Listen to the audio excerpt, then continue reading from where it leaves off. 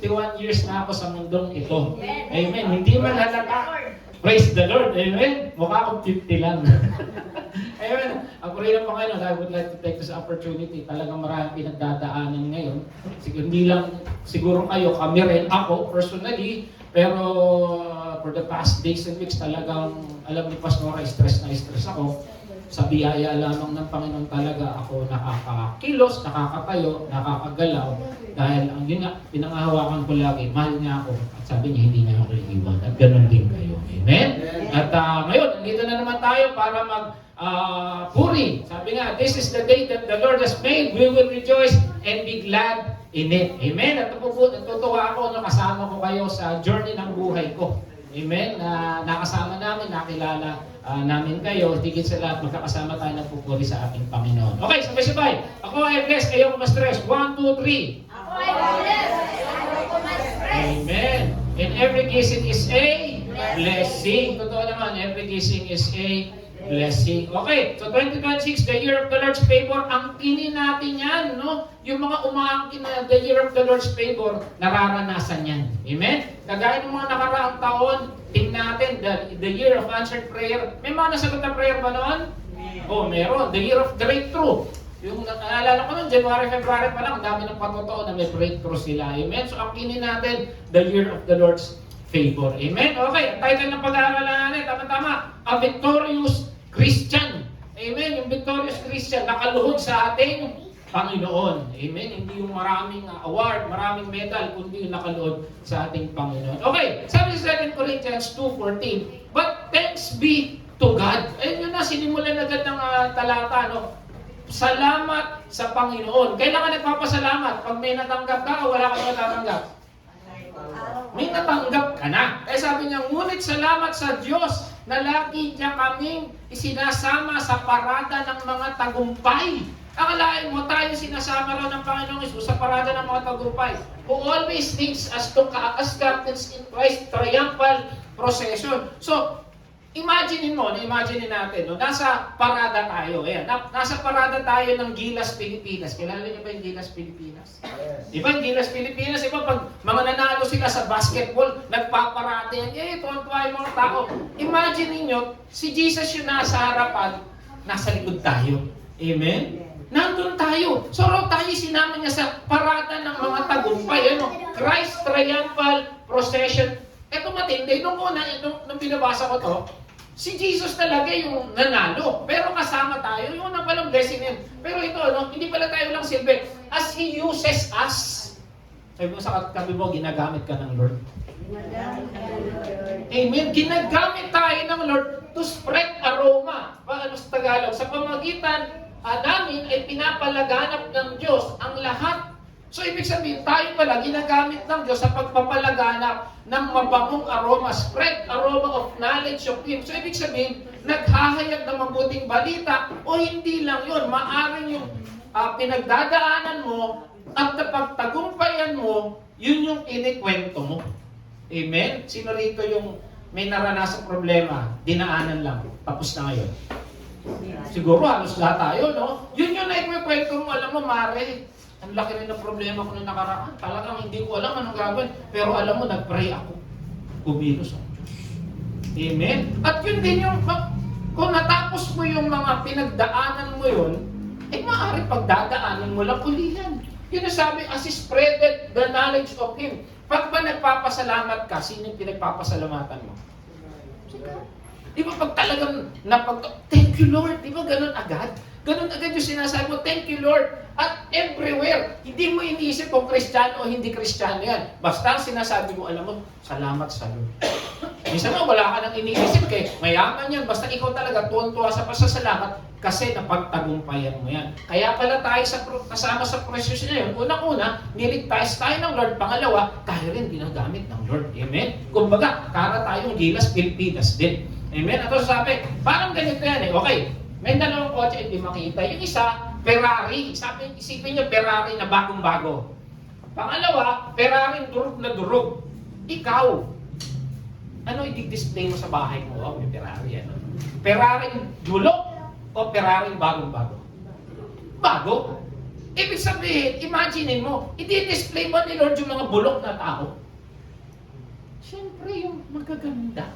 Yung mga pinagpala, yung mga tagumpay o pinagtagumpayan nila, yung kanilang mga pinagdaanan. So, ibig sabihin, ikaw, dinedisplay ka ng Lord kasi napagtagumpayan mo yung pinagtatagumpayan ng problema. Amen? Kaya tayo dinidisplay kasi mayroong nangyayari sa atin. Hindi tayo stagnant Christian. Tama-tama nga, no? Committed to make disciples. Amen? O, tingnan natin sa Ephesians 1:3. Sabi rito ni Apostol Pablo, purihin ng Diyos at Ama ng ating Panginoong Isus. Inuna na naman niya kanina, but thanks be to God. Ngayon, purihin, Tagalog. Pinagkalooban niya tayo ng lahat ng pagpapala. Sa English niyan, but blessed, tama ba? He has blessed, sabi nga kanina ng prayer, pag may ed, past tense, binigay na. Tama ba yung mga kids sa likod? Pag may past tense, tapos na o hindi pa nangyayari? Tapos na. So, ibig sabihin, pinagpala. Kaya lahat ng pagpapala, kanina nagmumula sa langit. Saan daw? Sa ating pakikipag-isa kay Jesus. So, nang tayo nakipag-isa kay Jesus, automatic, pinagpala na tayo. Automatic, tagumpay na tayo. Automatic, yung pinagdadaanan mo, pagdadaanan mo lang yan. Automatic, yung mga problema mo, malulusutan mo yan. Bakit? Si Lord ang kasama mo. Amen? Ano sabi rito? Ang tawag dyan? Grace. Simulan muna natin sa grace, ha? Minsan na hindi ka naman karapat dapat magtagumpay sa buhay, pero tagumpay ka eh. Minsan nga, hindi ka karapat dapat kumanta rito, pero ang ganda-ganda ng boses mo eh, no? Ay, palakpakan nga pala natin yung praise and worship ministry na nakaka-bless. Yung nga yung backup, nakakatuwa rin, amen. Yung drummer natin, ang galing na yun, tsaka yung gitarista natin, pinapatay ko na nga ang music kanina eh, para sila na lang dalawa eh, no? May harmony, anointed, no? Pala mo, isang orchestra na sila, samantalang dadalawa lang. Susunod siguro, meron na nagki-keyboard dyan, ano? Susunod, may nagtitinikling na rito, Sister Flor, tsaka si Sister Dang. Nagtatamo rin silang dalawa. Amen, kasama ka raw, ikaw rin sa gitna, amen. Okay ba kayo? Mahirap kami tatlo ni ng Brother Imo, tsaka Pastor Joey nagtatamo rin dito. Amen. Kanina na-bless ako eh, na kaya nga napakanta rin ako eh. No? Sabi ko, ayos, ang glory to God. Talagang naalala ko yung declaration lagi ni Sister Flor eh, nung una siya nag-pray. Ang worship ministry, sabi ko, wala mo siya nakikita ang worship ministry dito. Talagang yun ang faith. Nakikita mo na kahit wala pa. Amen. At marami ko natututunan din kay Sister Flor. Praise God sa buhay mo pa, Sister Flor. Amen. Ano sabi sa Galatians 2:20? Kaya hindi na ako ang nabubuhay, sabi ni Apostol Pablo, kundi si Kristo na. Kasi nakita niya yung mga biyaya ng Diyos sa kanya eh. Biro mo dati, chismosa siya, yung ginagamit siya ng Lord. Dati, swindler siya, ngayon siya na yung tumutulong eh, no? Dati talagang ang sama-sama niyang tao, pero ngayon siya na yung nagpipreach. Amen? Na nabubuhay sa akin at ang buhay ko ngayon na sa katawan ay pinabubuhay ko sa pamamagitan ng pananampalataya. Kanino? Sa anak ng Diyos na nagmahal sa akin. Alam niyo, napakalaking bagay na nagmahal eh. Pagkasama mo mahal mo, yung mga unang nangligaw, di ba? Pagkasama mo yung mahal mo, hindi mo na napapansin yung mga tao sa paligid. Ang bilis ng oras. Yung parang pag sumakay kayo sa jeep, sana traffic parang matagal. Hindi mo na kami makauwi. Bakit? Kasama mo yung mahal mo. What more? Yung Diyos pa ang nagmamahal sa'yo.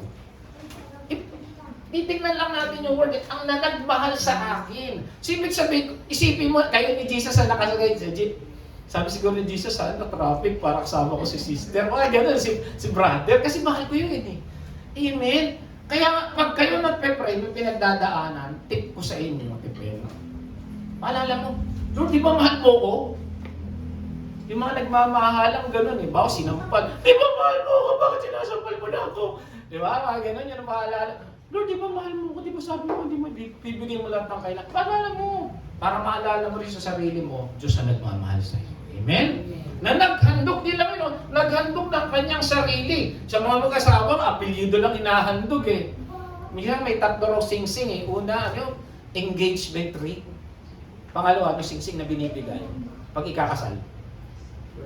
Wedding ring yung pangatlo, pag mag-asawa na. Supper ring. Hindi, joke lang. Katawa. Sa kabila yata tayo sa kabila. Wala rito.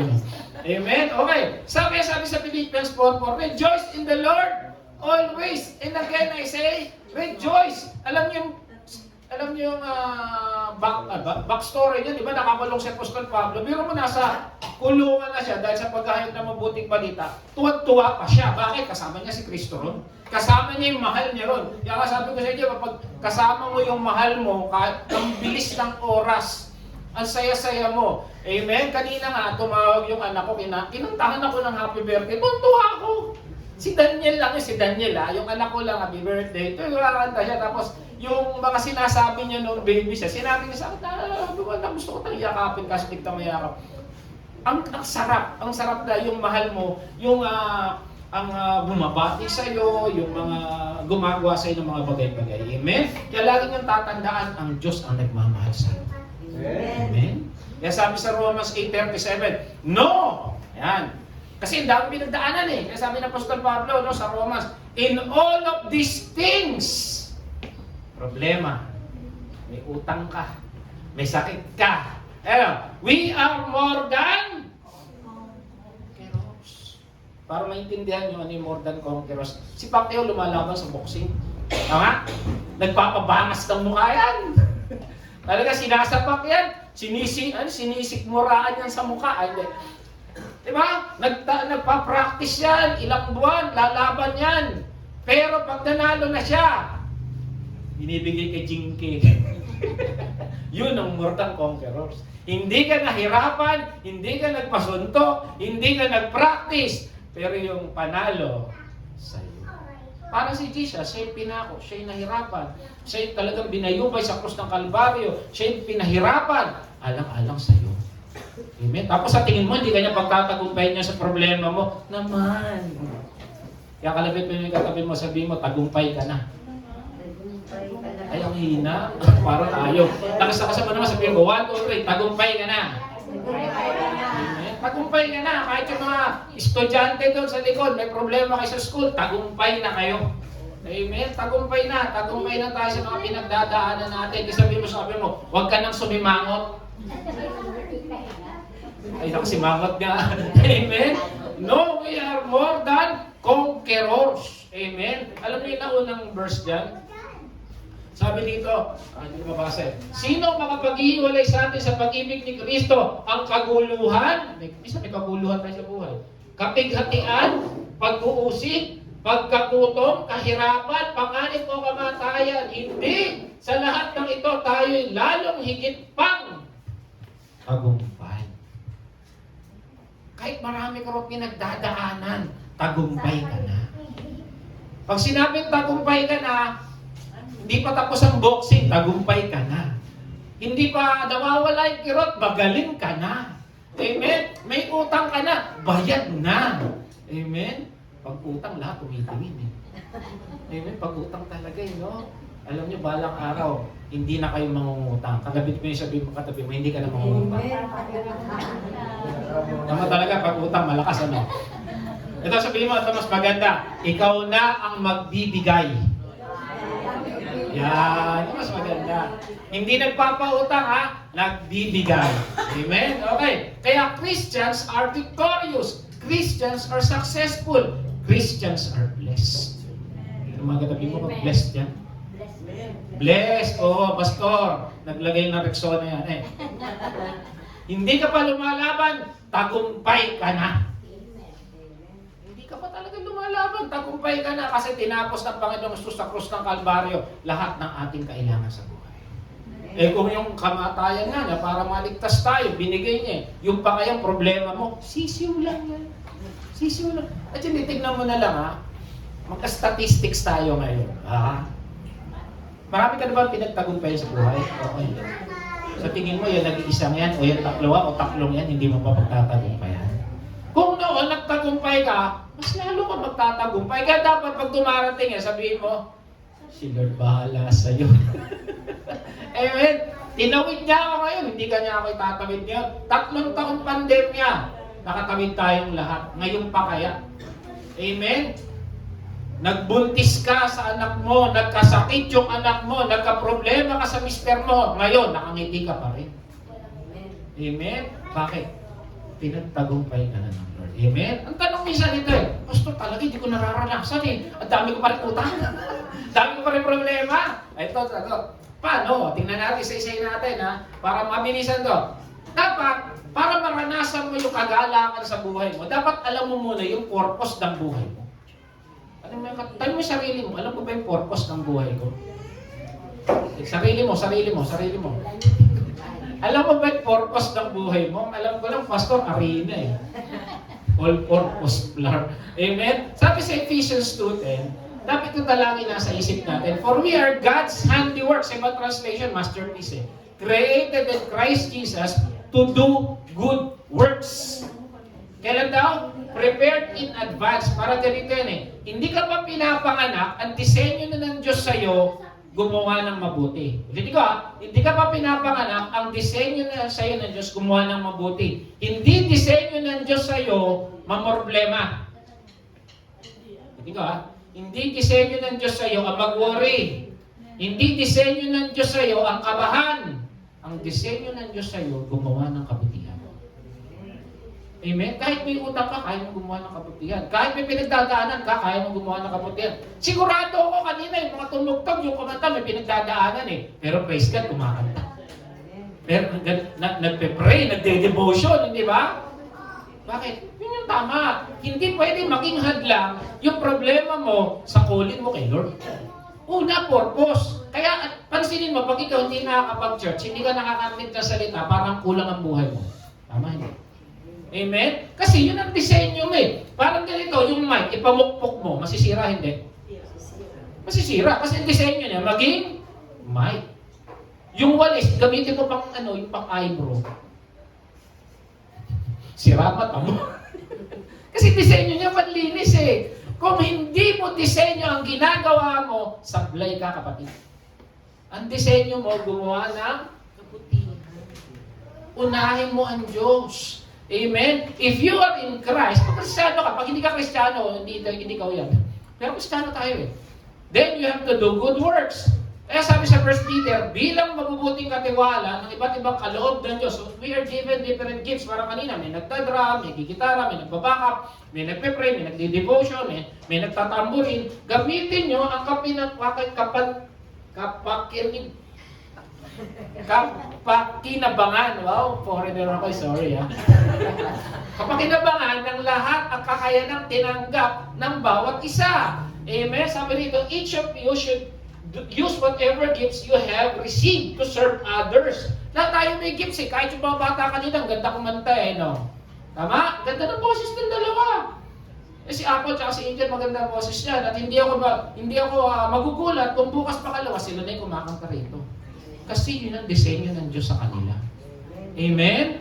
Kasi yun, kaya sabi gamitin, mabubuting katiwala. Lahat tayo, we are given gifts. Ano ba yung gift natin? Teaching, preaching, magbigay, maggitara, maglinis. Gamitin sa tama. Kaya ito napakaganda. Tingnan natin. God's purpose. Ano sa Tagalog ng God's purpose? Ginawa niya tayo. Ginawa sa pamamagitan ng English na kalama. God's purpose, ibig sabihin, ito yung ano sa Tagalog ng purpose? Ito yung layunin, ito yung dapat mong ginagawa. In all of this was to use the church. Sino yung church? Tayo. To display. Sabi ko sa inyo, sino yung dinidisplay? Pangit o yung maganda? Sino yung dinidisplay? Yung bulok o yung bago? Sariwa. Yung fresh. Sino yung dinidisplay? Yung may bandage sa mukha o yung maganda yung mukha? Yung maganda ang mukha. To display His wisdom. Ito ba? So, ibig sabihin, ang purpose daw ng Diyos sa iglesia, i-display. Tingnan mo katabi mo kung ka-display nga. Oo daw, ka-display nga. Parang pala tayo mga model. Tingnan nyo to, maganda tong verse na to. Nung binabasa ko to, narinig ko lang to siyang preacher. Tapos, pinag-aralan ko rin. Sabi ko, i-display. So, ibig sabihin, ang Kristiyano, dinidisplay. Kaya tingnan mo yung sarili mo o yung katabi mo, mukhang ka-display. Okay. Enrich in variety. Kanino dinidisplay? Ito matindi. To all unseen rulers in authorities in the heavenly places. Sino yan? Idinidisplay ka sa mga sa harap ng mga demonyo. Bitin ko dinidisplay ka sa harap ng mga demonyo. Tayo, kasama ko. Bakit? Pag inisip mo, bakit tayo i-display na harap ng mga demonyo? Sino nagpapahirap sa atin? Mga demonyo. Kaya tayo dinidisplay sa mga demonyo. Kasi, sabi ni Lord, sabi ni Jesus, ito yung mga binigyan mo ng utang, tingnan mo ba yun? Ito yung mga pinahirapan mo, binigyan mo ng worry araw at gabi, tingnan mo, saya-saya. Ito yung dating mga hindi nagsiserve sa church kasi hindi niya kilala ako, pero nakilala ko. Tamo, ang saya-saya niya rin nagsiserve. Ito yung mga dating talunan, pero ngayon panalo. Ito yung mga dating kapos na kapos, pero ngayon nagbibigay na. Ito yung mga dating sablay sa buhay, pero ngayon ginagamit ko sa ministeryo ko. Amen? Kaya ka dinidisplay. Pinapahiya niya yung mga demonyo dahil ikaw tagumpay. You are more than conquerors. Bakit kayo i-display? Ito yung nagpahirap. Para sinabi, talo ka na. Umuwi ka na. Panalo sila dahil tinalo kita. At sila ay nasa biyaya ko. Amen? Ba't ka i-display sa mga demonyo? Kung ang i-display ka, worry ka ng worry. Hindi na. Di-display ka kasi tagumpay ka. We are more than conquerors. Palakpakan naman natin si Tita. Alam mo, may supporting verse to Pastor, dinidisplay talaga ako. O, tingnan natin O, magulat kayo. Sabi sa Job, si God nagsasabi, hindi na sa demonyo, kay Satanas pa. Then the Lord said to Satan, have you considered my servant Job? Para sinasabi, have you considered my servant Emmanuel? Have you considered my servant Ditas? Have you considered my servant Gina? Ibig sabihin pala, minamasdan at pinapanood tayo ng Diyos. Amen. Sabi mo nga sa katabi mo, binabantayan ka ni Jesus. Have you considered my servant Lynn? Ayun o sabi ko, have you considered? Kaya nga, sabi ko tuloy ni Job, o sige nga, bibigyan ko ng problema. Idinidisplay ka ng Lord sa mga kalaban. Kasi bakit? Ikaw yung trophy niya. Kaya sabi ko sa inyo, magdi-display ka ba ng bulok sa bahay mo? Siyempre, hindi. Ang i-display mo yung maganda para pagpasok, uy, Mare, ganda ng TV mo 52 inches.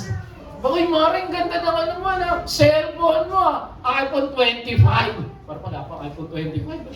Di ba dinidisplay mo yung magaganda? Ikaw dinidisplay ka na Lord, ibig sabihin, maganda ka, tagumpay ka, pinagpala ka. Because you are more than conquerors in Christ. Amen. Kaya huwag ka nang lulugo-lugo dyan. Display ka ng Lord. Tignan mo ulit yung katabi mo kung mukhang display yan. Amen. Yung iba ayaw pumayag. Amen. Pastor, di nag-toothbrush. Amen. Nakikita ka ni Lord, pinapang-display ka pa. Kaya tama lang ang gaganda ng damit ng ating mga kababaihan. Amen? Kasi bakit alam nila pinang-display sila ng Lord? Amen? Kaya pag pupunta ka ng church, dapat maganda ka. Pogi-pogi ka. Kasi bakit? Pinag-display ka ng Lord.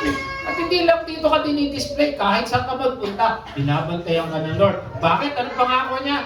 I will never leave you nor forsake you. Alam niyo, minsan lang kasi nakakalimutan natin mga biyaya ng Lord sa buhay natin. Kaya minsan nakala natin, ganun-ganun lang. Pero kung babasahin natin yung Bible, makikita mo, bantay sarado ka kay Lord. Parang Jaworski, mas matindi pa. Amen? Yeah, you are victorious because you are His masterpiece. Ano ba yung masterpiece? Diba yun yung mga obra maestra? Tingnan mo yung mo kung mga obra maestra yun. Kita nga, pastor mukhang chinese. Ano ba yung cheese sa Tagalog? Yung pakit, pinait yung mukha. Amen? Pangalawa ay power. Mabilisan na lang to. Para malaman naman victorious ka, you're empowered. Sabi dito sa Proverbs 1:32, ang mga mangmang sa dusa ay masasadlak ng kawalang kaalaman. So, ibig sabihin, matitigas daw ang ulo yung mga hindi nag-aaral. Aray. Pastor, kanina tinaas mo kami, ngayon binigsak mo kami. Kaya ang sabi, mag-aral. Kahit naman sa mga estudyante, huwag mag-aral yan, bagsak. Sino matapang pumasok sa school? Di ba yung nag-aral? Panyo ko nun, di ako pumapasok. Joke lang. Amen? Di ba? Sino yung malakas ng loob na pumasok at mag-recite? Di ba yung nag-review? Kaya sabi ko, masasaglak sa kawalan ang mga mangmang. Amen? Ganon din tayo, Kristiyano. Dapat tayo ay nag-aaral. Paano tayo ma-empower? Ano sabi sa 2 Timothy? Ano dito? Ang kasulatan. Ano daw? Ay kapakinakinabang sa pagtuturo. Kaya basahin, upang ang lingkod ng Diyos ay maging ganap, handa sa lahat ng mabubuting gawa na naman.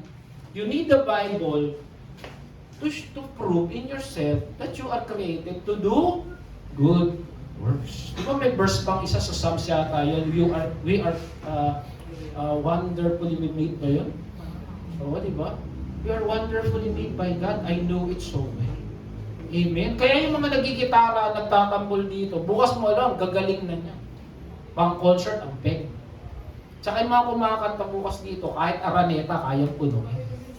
Amen? Sa labas. Ay, hindi pala. Sa loob. Amen? Kaya sabi, read the Bible. Number 2. Sabi sa Mark 11, whatever you ask for in prayer, mag-pray. Sino nag-pray kaninang umaga? Magsabi ng amen. Amen. Pag mahal mo si Lord, dapat kausap mo. Di ba yung mga nagmamahala, text ng text? Magkasama na. Pagdating, text mo ako pagdating mo sa bahay, ha? Tapos magte-text ako, dito sa bahay na ako. Ano, usap mo na tayo, huwag na ka na matulog. Di ba? Kasi bakit? Nagmamahalan, ganun din. If we are in a relationship with Christ, lagi naman natin pinapaalala ko ito, mag-pray. Amen? Manghihina ka pa din, manghingi ka na. And the more you pray, the more you get closer to God, the more you talk to God, lumalakas ka. Sabi ko sa inyo, this week, last week pa, ang tindi ng pinagdadaanan namin sa trabaho. Kaya sabi ko, Han, namimiss ko si Mama. Kasi mama ko noon, pag may problema ako, sinasabi ko sa kanya, wala mong ginagawa yun, nakikinig lang. Ano sabihin lang doon? Kaya mo yan, mag-pray ka lang. Pero masaya na ako. Eh di ganun din. Nagpipray ka, Lord, ito yung problema ko, ganun. Lalakas ka. Bakit? Si Lord yung kausap niya. Amen? Mag-pray. Ang pangatlo, ito yung madalas natin nakakalimutan. Sabi sa Acts 1:8, subalit tatanggap kayo ng kapangyarihan pagbabasa inyo ng Espiritu Santo. So, ibig sabihin, pag ikaw may Kristo, yung Holy Spirit nasa iyo. Huwag natin kakalimutan yun. Magiging saksi ko kayo. So, ibig sabihin, ito, mag-evangelize tayo. Amen? So, gagamitin ka ng Lord to evangelize. To show people. Kahit hindi yung strict evangelism, hindi yung mass evangelism, kahit ikaw lang sa kumare mo, sa kumpare mo, sa kilala mo, alam mo, talagang hindi na pinagdaanan ko, pero dahil si Jesus, hindi ako pinabayaan. Nagtagumpay ako. Amen? Okay lang magsabi ng problema sa kaibigan, pero sa dulo, sabihin mo, alam ko, di ako mababayaan ng Lord, kasi noon nga, tinuwid niya ako. Kasi si David, ganun eh. Iyak ng iyak niya, pero pagdating sa dulo, purihin ng Diyos. Pagdating sa dulo ng lahat, pupurihin pa rin natin ng Diyos. Amen? Kaya Holy Spirit, kaya tatlo yung ating gift to empowerment eh. Prayer, the Bible, and the Holy Spirit. Eh minsan kasi prayer lang, nakakalimutan magbasa ng Bible. Baka katulad ng batang yon. O anong, bigyan mo ko ng verse. David verse, Goliath, sabi mo. Amen? O kaya, bigyan mo ko ng isang verse. Ano lang, and Jesus wept. Yun lang alam mo, buti pa kayo mga bata, marami nang alam to. Kanina, nagulat ako, dami nilang alam na verse eh. Baka pag tinanong natin yung mga bata, mag-isahan tayo dito, talo tayo sa bata. Yung mga batang nagme-memory verse, mas marami pang alam sa atin eh. Amen? Panlaban natin ng salita ng Diyos. Amen? You're victorious because you are empowered by God. Pangatlo, magmahal ka.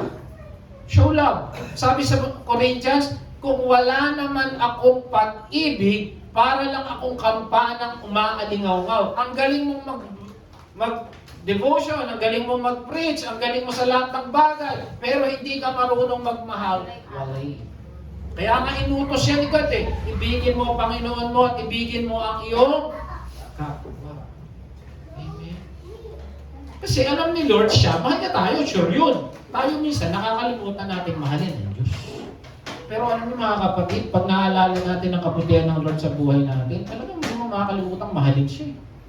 Ulitin ko sino rito pinagtagumpay ng Lord? Magsabi ng Amen. O, tanyo, lahat tayo. Siyempre, mahalin natin ang Panginoon. Kasi siya lang naman talaga yung magtatawid sa atin eh. Amen? Sabi sa John 13:25, if you love one another. So being a Christian, obligado tayong mahalin yung katabi mo. Mahal mo ba yung katabi mo? Amen? Ito? Ganun eh. Ito?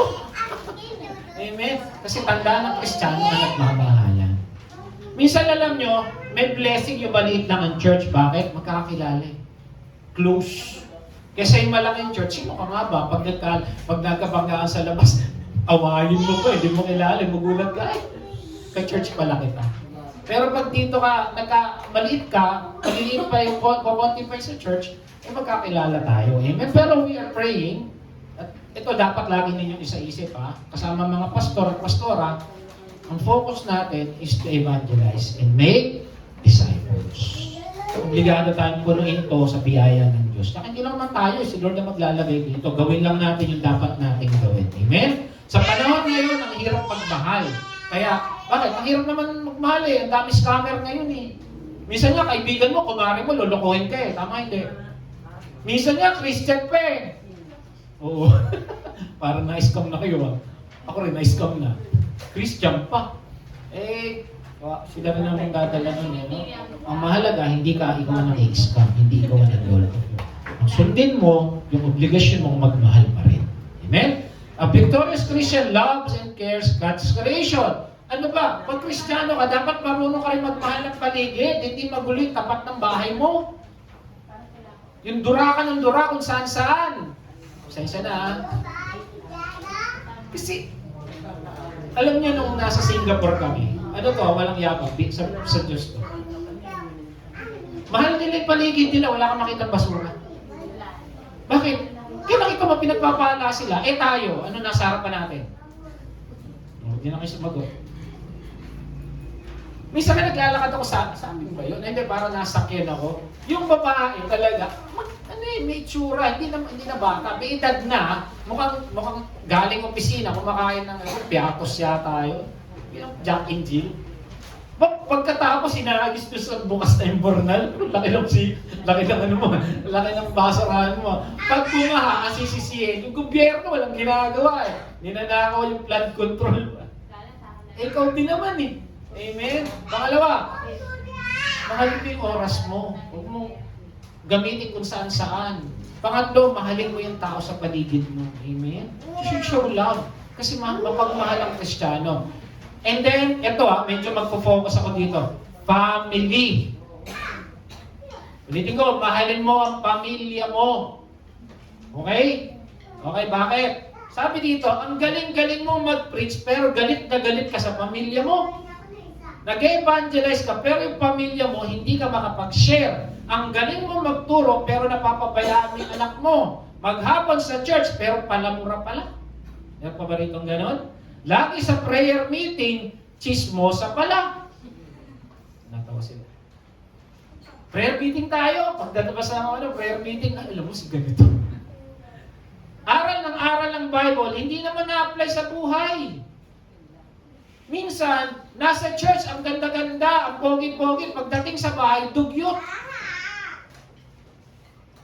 Tandaan natin, ang una nating responsibilidad, tama, unahin natin ang Diyos. Pero sa pagmamahal natin sa Diyos, makikita sa pagmamahal sa pamilya natin. Sa bahay natin. Mag-church ka, sabi ng pastor, alas 8 service, iniwan mo, wala pa lang makain yung pamilya mo. Yung pinaghugasan, nandun pa din. Tapos pagdating sa bahay, bunganga ka ng bunganga. Amen?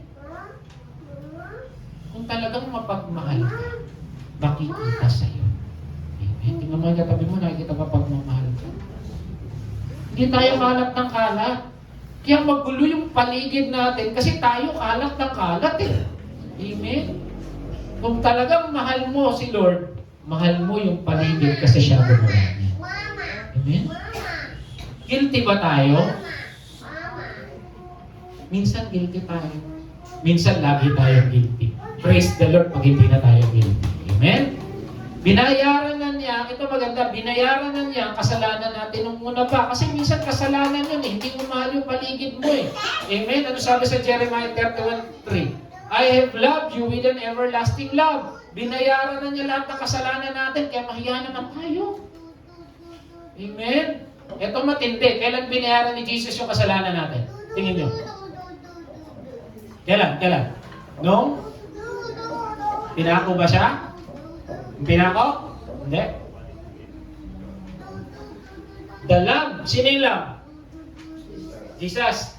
The Lamb who was slain from. Ibig sabihin, hindi pa ginagawa ang mundo, bayad ka na. Hindi pa gawa ang mundo, nasa isip ka na niya. Hindi pa gawa ang mundo, ligtas ka na pag tinanggap mo si Kristo. Amen? Kasi bakit? Importante ka sa kanya. Ulitin ko, kasi pan-display ka niya. Kasi bakit? And you are more than conquerors. Amen? Pangapat, malapit na tayo. Undetached. Ano yung undetached? Tagumpay na Kristiyano, nasa world. Pero dapat detached sa world. Ano yun? Minsan kasi masyado na natin binahalang mundo. Sabi sa 1 John 2:15, huwag ninyong ibigin ng sanlibutan. Minsan kasi, kaya tayo hirap na hirap. Kaya natin, hindi maranasan yung being conqueror, attach ka pa. Pastor, saka na ako magbabasa ng Bible, may Korean novela pa eh. 3 oras na lang ng Korean novela, isang verse lang, inaantok na. Ang sabi dito? Grudges. Kaya hindi ka maka-move on kasi dami mong sama ng loob. May envy ka, inggit ka pa sa kapitbahay mo. May lust ka pa. Pati yung mga nakarang kasalanan mo, pumipigil sa'yo para lumago ka. Ito mahirap minsan trabaho mo. Mas mahal mo ang trabaho mo kaysa sa Panginoon. Hindi ko sinabi huwag tayo magtrabaho ng maayos. Kailangan natin magtrabaho ng maayos kasi do everything for the glory of God. Kaya lang minsan, lagi natin iniisip yung trabaho, nakakalimutan na natin na Kristiyano tayo. O negosyo, kung hindi man ano man. Hindi mga bagay-bagay. Yung bahay ko, yung kotse ko, yung sapatos ko. Mga kapatid, iiwanan mo yan sa ayaw at sa gusto mo. Sabi nga rito, di ba? These are totoo to hindi. Are these sources of stress, fatigue, worry, and anxiety? Pag ito ba mga ito nasa isip mo, napapagod ka? Nakapagod.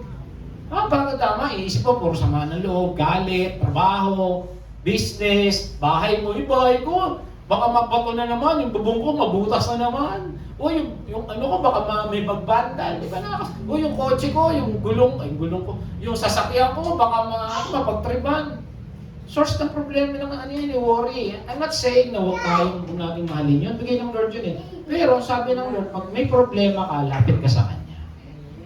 Minsan kasi, mas inuuna natin yung problema bago lumapit sa Kanya. Amen?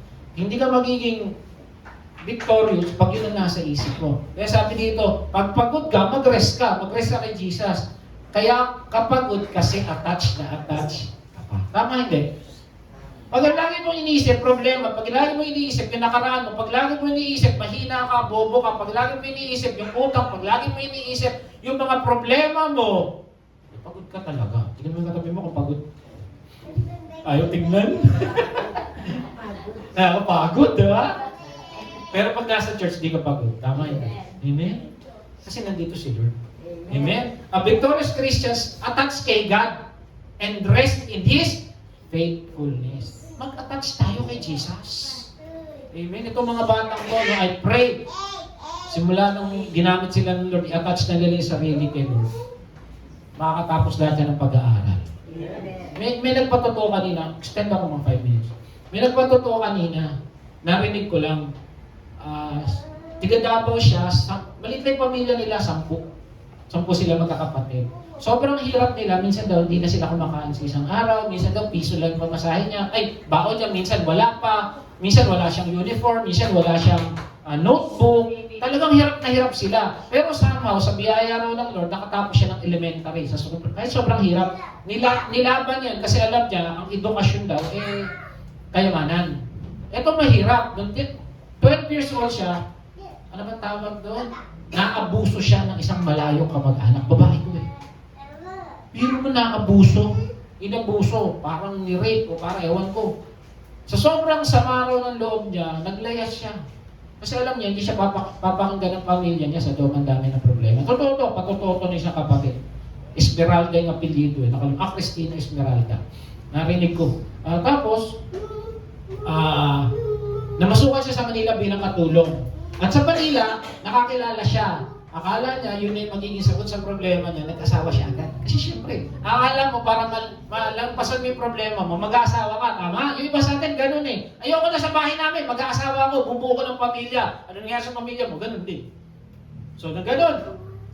Alam nyo, sobrang hirap daw nila kasi ang asawa niya, hindi rin makakuha ng trabaho. Buntis daw siya sa pangalawa nilang anak. Umiiyak siya sa isang sulok kasi gutom siya, hindi siya makakain.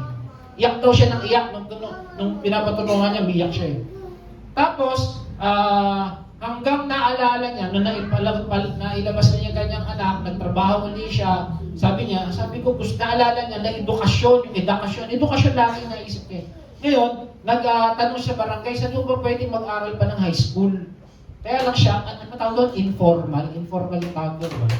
Eh, sabi ng barangay, pumunta ka dito sa isang organisasyon doon, nagpapaaral sila informal. Sa biyaya ng Lord, natapos niya 4 years. High school na siya. Tapos, habang nagtatrabaho yun, binigyan pa siya ng scholarship para matapos yung kanyang 4 years. Ay, 2 years pala, 2 years kasi may senior high school eh. Tapos, sa biyaya ng Lord, ginagamit na siya sa church hanggang isang araw, may nagbigay sa kanya ng scholarship para matapos yung 4 years niya. Noong 2025, nakagraduate siya, magna cum laude, BS Education. Amen? Totoo to. So, ibig sabihin, hindi hadlang yung kahirapan. Ang hadlang lang daw sa atin yung isip natin. Pag in-attach na natin sa mundo, problemado, mahirap ka, wala kang pag-asa, talagang wala. Pero pag nilagay mo isip mo kay Lord, may pag-asa ka. Amen? Kaya sabihin mo sa gano'n, may pag-asa ka kay Lord. Amen? And then, huling-huli, pahalagahan mo ang kaligtasan. Minsan nakakalimutan mo na mamamatay ka rin. Sorry ah. Sorry. Totoo naman eh.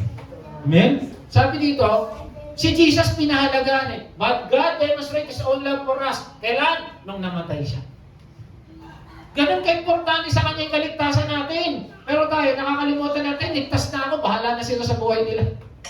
Amen? Kung mahalaga kay Lord, dapat mahalaga rin sa'yo. Praise God nga, no? Alam ko, yung iba sa inyo nag-evangelism, iba nagtuturo na. Dapat lang, kasi bakit? Mahalaga kay Jesus, dapat mahalaga rin sa atin. We are in a relationship. Tama? Kung ano yung, di ba kung ano yung napagkakasunduan ng mag-asawa yung ginagawa nila sa tahanan natin? At ganoon din, pag ikay nasa relasyon sa Diyos, dapat gawin natin kung ano yung mahalaga kay Jesus. Amen? Kaya sabi sa 1 Corinthians 10, kung kaya kayo'y kumakain o umiinom, gawin ninyo ito sa ikararangal ng so whatever you do, do it for the glory of God. Kasi importante yan eh. Yung kaligtasan. Kaya unahin ang temporal, ang eternal, wag ang temporal. Ulitin, parang ano lang ito eh, sinasabi eh. Kung natin, habang buhay tayo dito, pahalagahan natin, isang araw babalik tayo. Amen? At lahat yan, kahit mga bata yan, darating sa pagtanda, mahalaga, ngayon pa lang, makakilala na sila kay Jesus. Amen? Pahalagahan natin yung importante sa Diyos. At alam ko, pag yun na nasa isip mo, victorious ka lagi. Kasi ang iniisip mo, yung mahalaga kay Kristo. Amen? A victorious Christian values his salvation and shares it. Huwag mong angkinin. Ipamigay mo sa iba. Natanggap mo ng libre, ibigay mo ng libre. Amen? Sabi sa Matthew 28:19, make disciples of all nations. Yun ang calling natin. Yun ang focus ng church. Mag-mission. Amen? Mamaya nga, sa biyaya ng Lord, kung lolobin ng Lord, pupunta pa kami sa isang presinto dyan sa may congressional eh. At siguro, mamaya, pag-usapan natin, kailan tayo magtama yung suggestion ni Sister Flor. Kanina, pinag-usapan natin yung pastoral yun rin eh. Mag-evangelize ulit tayo dito. Amen? Huwag tayo mapagod sa paghahayag ng mabuting balita. Sabi nga, hindi nawawalan ng saysay ang salita ng Diyos. Amen? Ano summary? Una-una, paano naging victorious? Joy sa ating purpose. Pangalawa, Empowered. Ano yung empowerment? Salita ng Diyos, mag-pray, Holy Spirit. Pangatlo, save. Pangapat, parang nagkamali ako. Basta dulo niyan, dapat yung buhay mo kay Jesus. Tagumpay ka pag ikaw ay nasa kay Jesus. Amen. Ang tanong, tagumpay ka na yun. Amen. Last verse, a victorious Christian in Romans 8:37. No! In all of these things. Sabi mo nga, I am more than conquerors. 1, 2, 3. In all of these things, sabay-sabay, yung malakas. 1, 2, 3. Lagyan mo yung pangalan mo sasabihin. 1, 2, 3. Pangalan mo eh. 1, 2, 3. Hindi nila alam yung pangalan nila. Basta pa last time na tatayo na tayo. Hindi, pangalan mo nga eh. Bawa, Wendell is more than conqueror. Kung sabihin nyo Wendell hindi kayo si Wendell ako yun. 1, 2, 3. Lord is more than conquerors. Yun! Palakpakan natin si Lord. Amen? Tayo na.